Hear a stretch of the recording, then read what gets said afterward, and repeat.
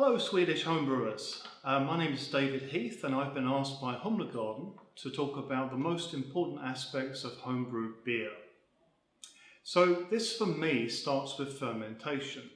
You know, brewers make wort, but yeast makes beer.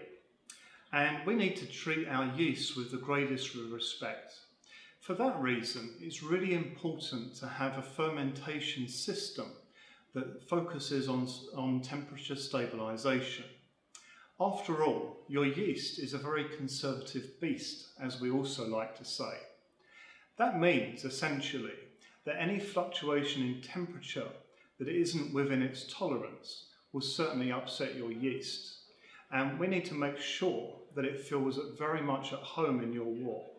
So any unscheduled raises in temperature, certainly by anything more than 1 degree Celsius per day, will not help your process. The second most important thing to keep in mind if you want the best results from your homebrew is to actually standardise the techniques that you use in your brew. Now, there are various reasons that I recommend this, but the most important things being that you want to have some sort of repeatability of your process. If you vary the techniques that you use, you will never be able to totally predict your gravities in your brew. And of course, it's very important when using calculation software that you're able to dial in a brewhouse efficiency.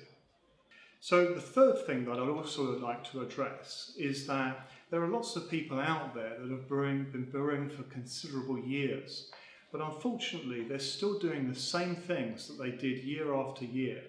In other words, their knowledge is not increasing. In this day and age, we have a vast amount of information available to us through mediums like YouTube. Obviously, that's part of what I do. Books, presentations. There's an awful lot of material that's available to the homebrewer these days. So I would suggest that you utilise this by increasing your knowledge, and through increased knowledge, it will put extra power into your brews and you will gradually improve. The other thing is that it's all well and good reading and watching things, but learning by doing is actually the most important aspect of this. So instead of just reading and watching about theory, actually do your own experimentation. And the fourth and the final most important aspect, as I see it, is that it's very important to enjoy what you do. Do not make this hobby a chore for you. Do not get yourself bogged down by the mistakes that perhaps you feel that you may have made. When it comes to an actual brew itself, you can make an awful lot of mistakes and still end up with a great beer. Don't forget, it's the fermentation that is key to this process.